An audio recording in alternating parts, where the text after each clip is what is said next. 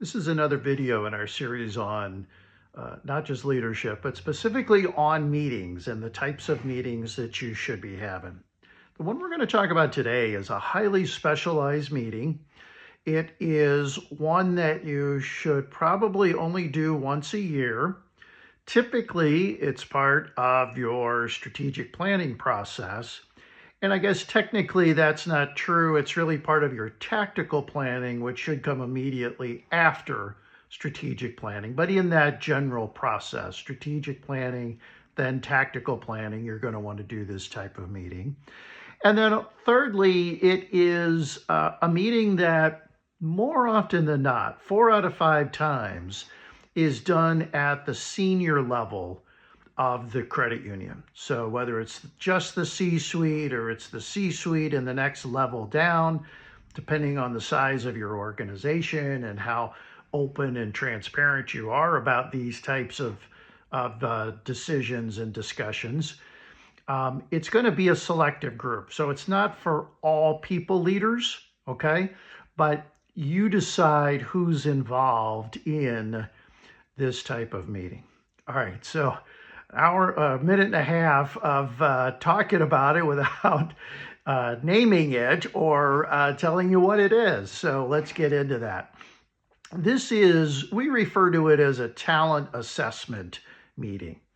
And basically what you're trying to determine is, once we have our strategic plans, and then once we have our tactical plans to support those, do we have the right leaders in place in order to execute on that? Can we count on our people leaders to lead the charge and to lead us to success?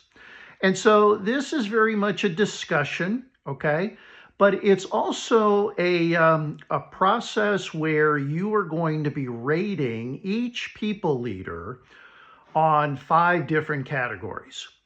Now, when we do this with our clients, we use an online survey to do this, which keeps it anonymous, and it's also convenient. Then we can get everybody's ratings in advance. We can compile it into one master report and then facilitate a discussion in the meeting room amongst the leaders. We'd love to do that with you, of course, but even if you don't use us for that purpose, it's still a valuable meeting. Here are the 5 areas that you want to assess each people leader.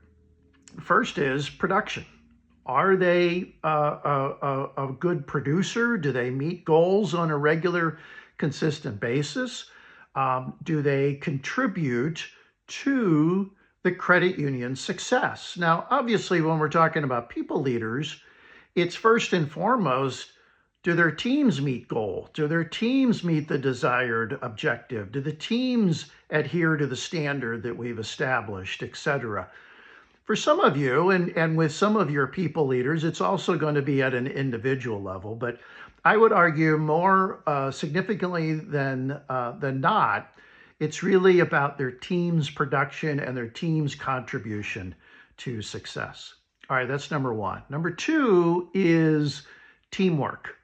Or another way you could think of it is, are they a good teammate? Okay, do they work well with others? Do they facilitate and forge good partnerships with their peers? And do their teams work well with the other teams and so forth? Are they a good teammate?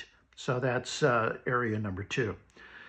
Number 3 is, are they a good leader? Do they have the leadership qualities that we've identified as being necessary, even critical for our leaders in this organization to be successful? So whatever you've identified there, do they meet it? Do they satisfy those expectations?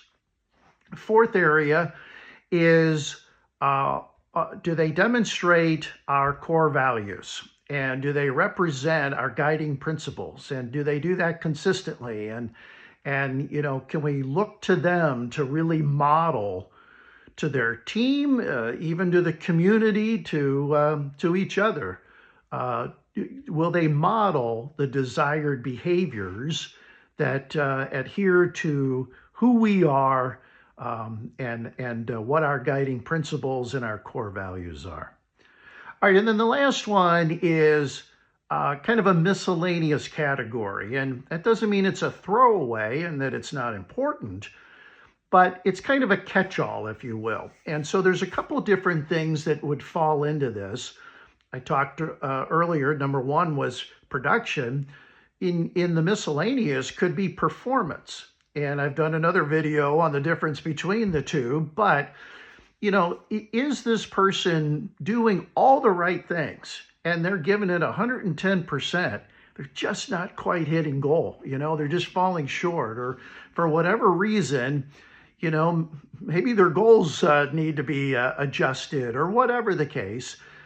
Is there some extenuating circumstances for them not meeting those production goals? So they're trying hard, they're doing everything right, it's just not clicking yet. Another miscellaneous would be their potential.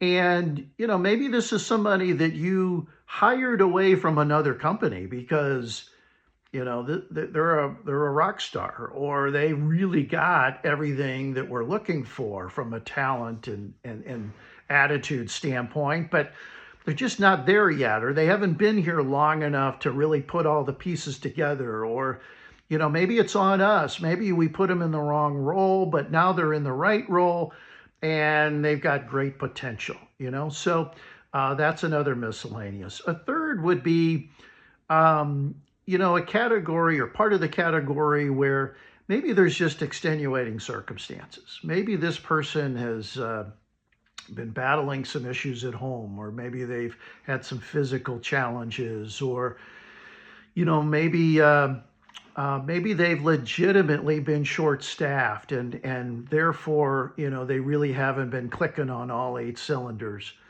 I know of some people, leaders, they've been so busy the last year working on projects that, we really can't hold them 100% accountable to the performance and the production of their team because, they've been leading this special project for the last 12 months. Whatever, that goes into that 5th category, which I like to refer to as a fairness category, so it's taking into consideration all these intangibles, if you will. All right, so talent assessment, people leader assessment, it's something that you're going to want to do once a year, and you're going to do it as part of your planning process. And it's really, it's a process to identify, do we have the right leaders in place in order to be successful with our plans for this coming year?